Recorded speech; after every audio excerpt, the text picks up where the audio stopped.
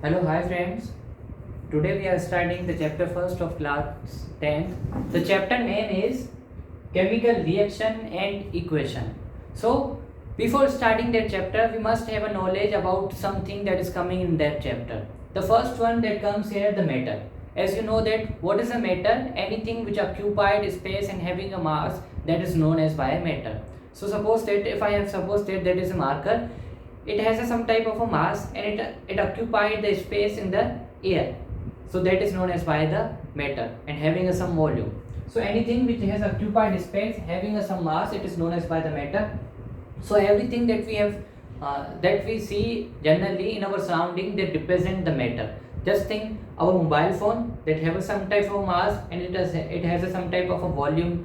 We can say that it occupied some space in the air, hence it is known as by the matter. We ourselves, human beings, is also a matter because we occupied some volume or we occupied some space in the environment and having some mass, hence we are known as by the matter. Everything that we have see surrounding us, these are all things are considered as a matter. But exceptions, what is our thought, what is our creativity, are the concepts about the spirits, these are known as by the, these are not included in the matter, which are under a which are under the procedure of learning. Now the question arises, what we should conclude the distance between the two planets are the medium that is present between the sun and earth, that we commonly called as a ether. Does ether considered as a matter, or we simply say that space? Does it considered as a matter, or it is not considered as a matter? So it is a point of observation that is continuing in the study. We have not accurate answer on that thing, that the ether or the medium between two planets are the thing or the substance in which the space is present. Does it considered as a matter or not? We have no sufficient knowledge. Now consider, now we have considered that the matter means anything which occupied space having some mass. Now matter generally undergoes a change. What is a change? The change means there is a, if there is some type of a difference or there is some type of a disarrangement from its original position, then we recommend it as a change. What it was original and what is right now, if there is some type of a difference, that difference makes the change in anything. Now matter undergoes basically two types of change. One is a physical change and another is a chemical change. What is a physical change? If the change occurs in the physical properties and the state of a matter, it is known as by the physical change. What is the characteristic of a physical change? It is generally reversible change. Just like what is a, how we can consider that some matter is going into a physical change. Just suppose the piece of ice, as it has some mass and it is occupied the volume in the surrounding, hence we considered it as a matter. If it is ice and we have put it 40 degrees Celsius or we have put it normal room temperature, so after some time the ice blocks will start melting. Now what is happening? The ice is changing its state from the solid to the liquid state. So ice is changing its state, hence we have said that if there is a state is a changing, then it is considered as a physical change. The change that is coming in the ice right now, that it is changing from the solid to the liquid state, it is known as by the physical change. And another example of the why we have considered it as a physical change, because it is a reversible. If you further down the temperature, then again the ice will convert into the liquid. So we can convert with the physical change are generally reversible. The change, the property are the substance or the pressure due to which the change occurs. If we have overcome that pressure, then it will regain its original position. It is generally known as by the physical change. And on other hand, what is the chemical change? The change in the chemical composition and the chemical properties of a matter, it is known as by the chemical change. It generally irreversible. It will not be come into its original structure or original position or original form via simple methods. Just like the burning of a coal. As you know that what is a coal? Coal is a carbon. If it will burn, it will form the carbon dioxide. Now further you can convert the carbon dioxide into coal. No, it is not a simple procedure as the converting of a water liquid into the ice form. So converting of a carbon dioxide into the further carbon, it is not a simple procedure. Generally we consider it is an irreversible procedure into the nature. Hence it represents the chemical change. Now, what are the characteristics of a matter that represent that there is a chemical change is happening? There are some evidence which give us a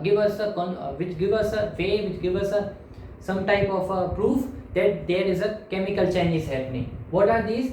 One is change in color. Suppose that if there is some matter and after due to some reactivity it has changed its color, it means there is a chemical change.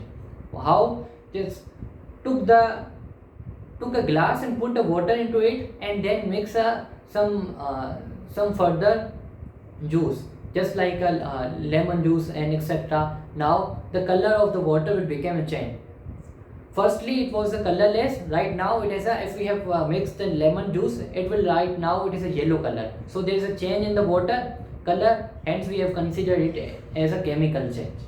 Another is change in state. If has a change, the change in state is a common in both physical and the chemical change. If it is a change in occur in the state, that is converting from solid to liquid or liquid to gas, or if we have go to the backward, solid to the liquid and liquid to the gas, in any way if it is the state is changing, then we have considered it there is a chemical change is happening. If there is a change in temperature, it also represents there is a chemical change. How change in temperature? There are the reactions that you have learned into the 8th or 9th classes, that there are two types of reaction.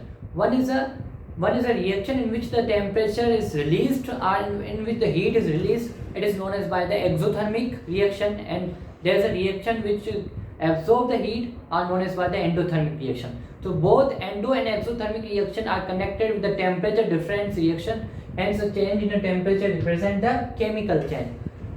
I want to give an example of the chemical change that shows the change in temperature. Put some type of a detergent into your powder detergent into your hand and close your palm and pour some type of a few drops over your palm. After within a few seconds you will realize that there is some type of a heat that is coming out due to the reactivity of water with the powder detergent. So it represents that there is a change in the temperature is happening in that powder. They generally represent there is a chemical change that is took place within your palm. And evolution of gases, the chemical change generally released some type of a gases. That here is an example. If sulfuric acid react with the zinc, it will form the zinc sulfate, along with it will release the hydrogen gas. Hence it represents that it is a type of a chemical change. So simply we can say that the chemical change releases the gases. Further, there is a question: what is the reactivity of a magnesium ribbon with the air, and why magnesium ribbon is rubbed before reaction?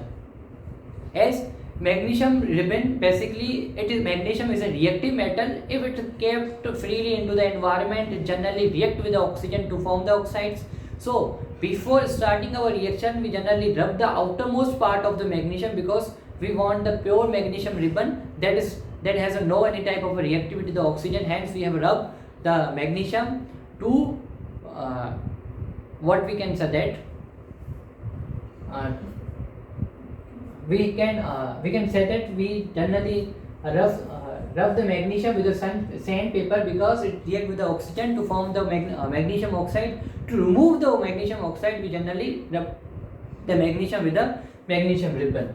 Now we have started further we have to continue. After rubbing the magnesium, just care with the handling, and further you have to give the heat. Whenever you will give the heat, the environmental oxygen, the oxygen that is present into the flame, it will react with the magnesium and further form the magnesium oxide, and there is a dazzling white flame come with the heating of the magnesium, because magnesium is found because magnesium react with the oxygen, it will form the magnesium oxide that is generally white powder, and it is a dazzling white flame that will be settled down at the bottom of your reactivity. How it will react? Magnesium react with the air oxygen, and it will form the magnesium oxide. So it was a reactivity that generally occurs into the magnesium. Oxygen basically not present into the O form, it is present into O2 form into the environment, and two molecules are the two atoms of magnesium react with to form the two molecules of the compounds of the magnesium oxide. So in this way the reactivity occurs. Now further, our topic is the reaction of metal with the acid. What happens if the metal react with the acid? Generally, metal are the reactive elements, and they react with any of the substance. They also react with the acid. If they react with the acid, they will produce the salt and hydrogen gas. It is the proof that the metal is reacting. So keep it in your mind that when the acid react with the metal, it will form the salt along with the hydrogen gas. So sulfuric acid react with the zinc to form the zinc sulfate along with the hydrogen gas. So this is the reason that we have not kept the the acidic substance or the source substance, because the source substance are generally acidic substance into the metallic container. Because if we have put the acidic substance into the metallic container, the acid will react with the metal, and after some time it will form the hydrogen gas. If we have consumed that things that we have put into the metal, it will give the harmness, or it will show the side effect to our body. Hence we do not put the substance generally acidic substance into the metallic container. So it was the topic, and we will further continue into our next part. So it was the part first of the chapter first. Tata for now. Myself Santosh Kumar.